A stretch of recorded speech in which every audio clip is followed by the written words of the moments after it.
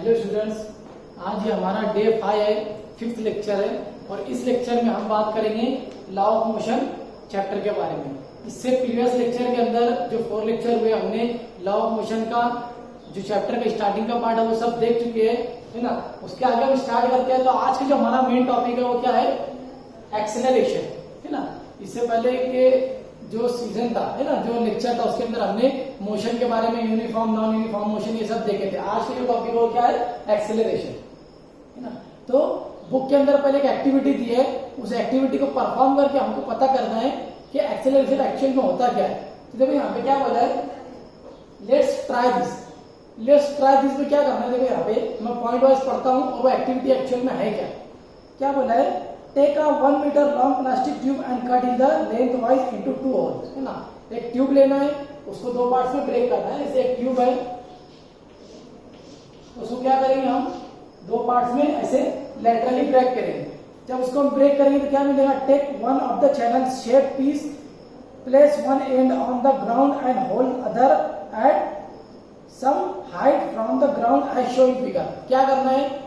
वो जो ट्यूब है हमने जिसको ब्रेक किया है उसको क्या करना है कि इससे ग्राउंड पे रखना है, थोड़ा उसको क्रॉस रखना है। क्रॉस रखने के बाद क्या किए? Take a small ball and release it from the upper. और एक छोटा बॉल लेना है, उसको क्या करना है? ऊपर से उसके ऊपर से रिलीज करना है। Observe the velocity of the ball as in ruler down along the channel, है ना। अभी क्या करना है? वेलोसिटी को ऑब्जर्व करना है। जब बॉल ऊपर से नीचे की तरफ आएगा तो उस वेलोसिटी को हमको क्या करना है? ऑब्जर्व करना है। Is its velocity the same at all point? हमसे क्या पूछ रहा है? वेलोसिटी सब पॉइंट में सेम है क्या?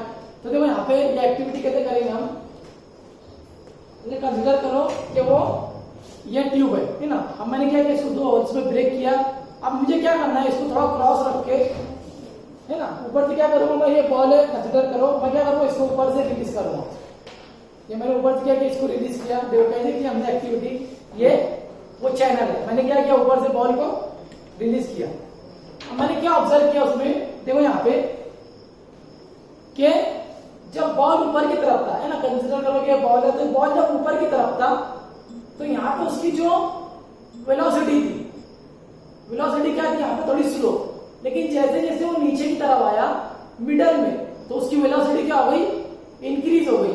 और जब वो एंड पे गया, मींस नीचे की तरफ वो चला गया, तो उसकी वेलोसिटी वहां पे क्या हो गई? 0, क्योंकि वहां पे जाके वो क्या हो गया? स्टॉप। अब सिंपल हमको ये जो कंसेप्ट है ना, ये पढ़ना है किससे? फॉर्मूले से। देखो यहाँ पे मैं आपको बता रहा हूँ, एक्सेलरेशन हमको मालूम करना है। एक्सेलरेशन का फॉर्मूला क्या है? Change in velocity with time. Means जब वेलोसिटी चेंज होती है उसी टाइम पे एक्सेलरेशन होता है। अब वेलोसिटी किस टाइम होती है? वेलोसिटी होती है जब change in displacement with time. अब देखो ये 2 फॉर्मूले हैं, हम इसके ऊपर देखते हो। जैसे बॉल यहां था, बॉल जब यहां था, जब वो यहां से यहां तक उसने मूव किया तो क्या हुआ?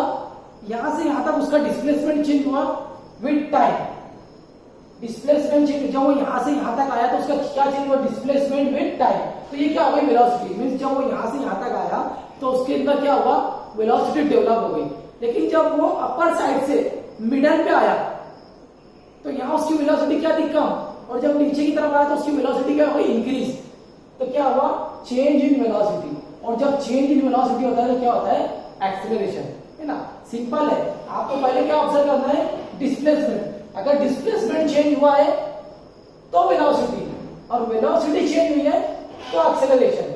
अगर कंसीडर करो ये ट्यूब मैं ऐसी देता हूं, ये ऐसे, है ना। अब मैं इसको ऐसे ऐसे करूंगा तो इसके अंदर जब मैं बॉल को मूव करूंगा ना तो इसकी स्पीड ज्यादा चेंज नहीं होगी, है ना।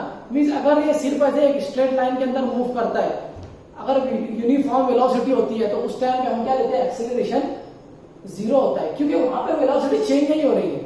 और वेलोसिटी कब चेंज होना चाहिए? जब डिस्प्लेसमेंट चेंज होगा। डिस्प्लेसमेंट चेंज हुआ तो वेलोसिटी डेवलप होगी, और वेलोसिटी चेंज हुई विद टाइम तो एक्सेलरेशन डेवलप होगा, है ना। यहाँ पे वेलोसिटी उसकी कम थी, जैसे जैसे नीचे की तरफ आया तो उसकी वेलोसिटी इंक्रीज हो गई विद टाइम, तो एक्सेलरेशन वहां पे क्या हो गया? डेवलप। अब हमको क्या याद रखना है? एक्सेलरेशन की यूनिट। देखो एक्सेलरेशन क्या है? Velocity upon change in velocity upon time. अब वेलोसिटी की यूनिट क्या है? वेलोसिटी की यूनिट है मीटर पर सेकंड, टाइम की यूनिट क्या है? सेकंड। ये डिवाइड कर रहे हैं, नीचे की तरफ चला जाएगा, कैसे हो जाएगा? मीटर पर सेकंड स्क्वायर। तो ये जो है ये ऐसा यूनिट है किसकी? एक्सेलरेशन की। क्या फॉर्मूला है? Change in velocity upon time. Velocity की यूनिट है मीटर पर सेकंड, टाइम की यूनिट है सेकंड, तो दोनों का हम कंबाइन करेंगे क्या होगा? मीटर पर सेकंड स्क्वायर। तो ये यूनिट किसकी है? एक्सेलरेशन की। ऐसा सिस्टम है ना? तो ये होल एक्सप्लेनेशन तक इसके बारे में, एक्सेलरेशन के बारे में। आप इसके एग्जांपल ऐसे भी ले सकते हो, जैसे जब हम इमेजिका कहते ट्रिप में, तो जो बोट थी पानी के अंदर, जो बोट के ऊपर हम बैठे थे, है ना, वो बोट जब ऊपर से नीचे की तरफ पानी में आ रही थी, तो ऊपर क्या थी? उसकी वेलोसिटी कम थी, लेकिन जैसे जैसे वो नीचे की तरफ आ रही थी, उसकी वेलोसिटी क्या हो गई थी? बहुत ज्यादा बढ़ गई थी। और जब वो नीचे पानी में आई, तो वहां पे उसकी वेलोसिटी क्या हो गई थी? जीरो, है ना? तो वो एग्जाम्पल भी आप अपने माइंड में ला सकते हो। ऐसे ही दूसरी एग्जाम्पल क्या ले सकते हैं हम? जो हमारे गार्डन्स के अंदर, पार्क में जो स्लाइड होती है, स्लाइड के ऊपर जब हम उसके ऊपर मूव करते हैं, तो ऊपर उसकी स्पीड, वेलोसिटी ज्यादा होती है, सॉरी वेलोसिटी कम होती है, और जैसे जैसे नीचे आते हैं तो वेलोसिटी क्या होती है? इंक्रीज होती है। और वेलोसिटी इंक्रीज मतलब वहां पे क्या डेवलप हुआ? एक्सेलरेशन, है ना? अब देखो यहाँ पे एक्सेलरेशन का फॉर्मूला और यहाँ पे कैसे बताया उसने, मैं थोड़े टाइम के लिए रफ कर रहा हूँ, ये इसलिए रफ कर रहा हूँ, हमको क्या देखना है? एक्सेलरेशन। अब हम क्या लेना है? Change in velocity. अब चेंज इन वेलोसिटी बोले तो क्या? यहां से यहां तक आने में उसकी वेलोसिटी कुछ ना कुछ चेंज हुई है, तो कंसीडर करो यहां पे उसकी वेलोसिटी थी u और यहां पे उसकी वेलोसिटी हो गई v। अब ये ऊपर के साइड में ये वेलोसिटी है, तो इसको मैं क्या बोलूंगा? Initial velocity. और इसके कंपेयर में इसको देखा जाता है क्या? उसकी फाइनल वेलोसिटी। अगर मुझे एक्सेलरेशन इस दो पॉइंट के बीच में कैलकुलेट करना, तो ये होगा इनिशियल और ये हो गई फाइनल। कैसे लिखेंगे? Acceleration is equal to change, है ना? चेंज में हम क्या लेते हैं? फाइनल और स्टार्टिंग का माइनस करते हैं, है ना? तो v minus u divided by time है तो t, है ना? तो ये क्या है? ये हमारा फाइनल फॉर्मूला किसके लिए? एक्सेलरेशन के लिए। a equal to v minus u upon t। तो ये एक्सेलरेशन का फॉर्मूला। इसी के साथ साथ साइड में क्या बोला है नीचे? If the velocity of an object changes during a certain time period, then it's said to have the acceleration motion, है ना? यहाँ पे भी बताया है कि अगर टाइम के साथ साथ उसकी वेलोसिटी चेंज हो रही है, तो वहां पे एक्सेलरेशन डेवलप होता है। An object in motion can have two type of acceleration. अब एक्सेलरेशन की भी दो टाइप है। कौन कौन सी दो टाइप है? जो यहाँ पे बताता हूँ मैं।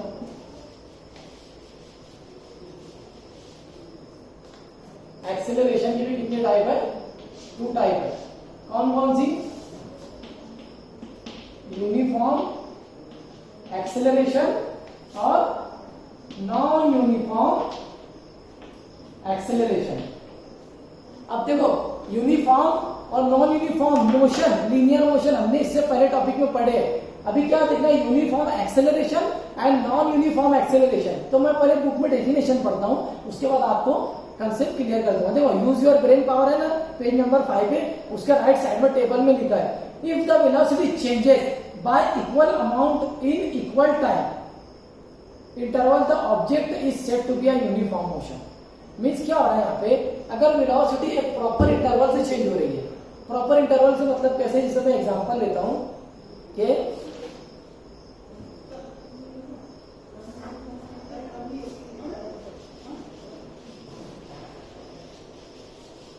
जैसे मैं दो चीज लेता हूं, क्या क्या? Time and velocity. टाइम में क्या लेता हूं? 0, 5, 10, 15। वेलोसिटी में क्या ले लेता हूं?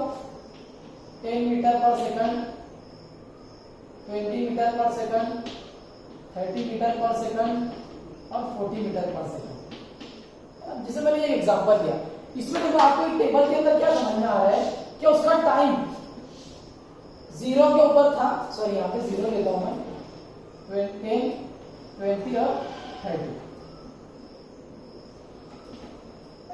तो देखो यहाँ पे जब टाइम 0 था तो वेलोसिटी कितनी थी? 0।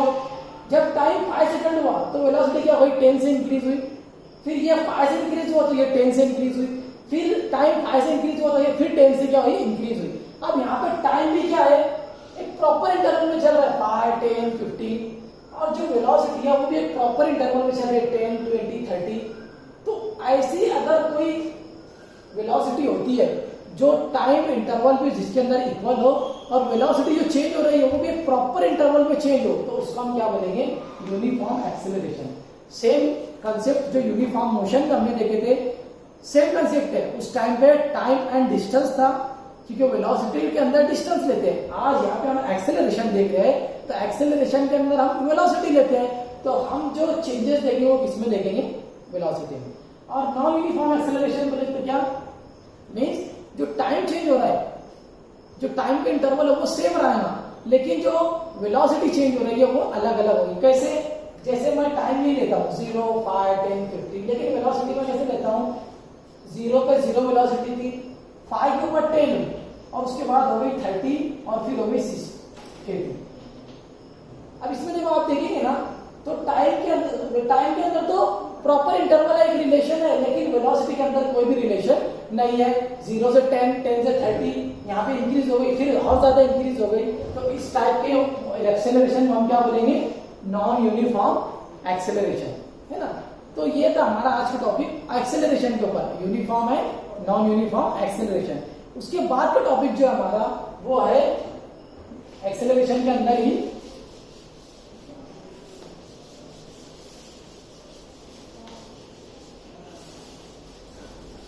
कौन सा टॉपिक है टाइप्स ऑफ एक्सेलरेशन। क्या है टाइप्स ऑफ एक्सेलरेशन। अब टाइप्स ऑफ एक्सेलरेशन जो है ना इसके अंदर 3 टाइप है। कौन कौन सी 3 टाइप्स है देखो मैं आपको बताता हूं। एक होता है पॉजिटिव एक्सेलरेशन, दूसरा होता है निगेटिव एक्सेलरेशन और एक होता है जीरो एक्सेलरेशन है ना। क्या होता है जीरो एक्सेलरेशन। अभी मैं क्या करता हूं ये आपको बताने से पहले क्या करता हूं बुक में जो दिया वो पढ़ता हूं और उसके बाद फिर आपको कंसेप्ट क्लियर कर दूं है ना। तो देखो मैं पढ़ रहा हूं positive negative and zero acceleration. First क्या बोला उसने an object can have positive और निगेटिव एक्सेलरेशन। मींस कोई ऑब्जेक्ट है अगर वो मूव कर रहा है तो उसका एक्सेलरेशन पॉजिटिव भी हो सकता है और उसका एक्सेलरेशन निगेटिव भी हो सकता है। It depend upon the condition है ना। When the velocity of object increases. अब यहाँ पे क्या हुआ वेलोसिटी इंक्रीज हुई है the acceleration is positive. Means जैसे समझ लो कि मैं यहाँ से ऐसे मूव कर रहा हूँ और सडनली मैंने क्या किया मेरी वेलोसिटी को इंक्रीज कर दिया। तो यहाँ पे मैंने क्या किया पहले मैं जो स्पीड से या फिर पहले मेरी जो वेलोसिटी यहाँ पे थी थोड़ी टाइम बाद मैंने वो वेलोसिटी को क्या कर दिया इंक्रीज कर दिया। मीन्स क्या अगर मैं इनिशियल वेलोसिटी लूं u तो वो थोड़ी स्लो थी और जो मेरी उसके बाद की वेलोसिटी इनिशियल वेलोसिटी के बाद जो मैंने वेलोसिटी लिया वो क्या हुई इंक्रीज। तो इस टाइप के एक्सेलरेशन को हम क्या बोलेंगे पॉजिटिव एक्सेलरेशन। मींस क्या स्टार्टिंग में जैसे कंसीडर करो एक कार है मूव कर रही है लीनियर पाथ के ऊपर। उसकी स्टार्टिंग में यहां से जब यहां तक वो आई कार तो उसकी वेलोसिटी थी 10 kilometre per hour. 10 kilometre per hour क्या थी उसकी वेलोसिटी थी। अब सडनली क्या हुआ यहां से उसकी वेलोसिटी इंक्रीज हो गई 10 की क्या हो गए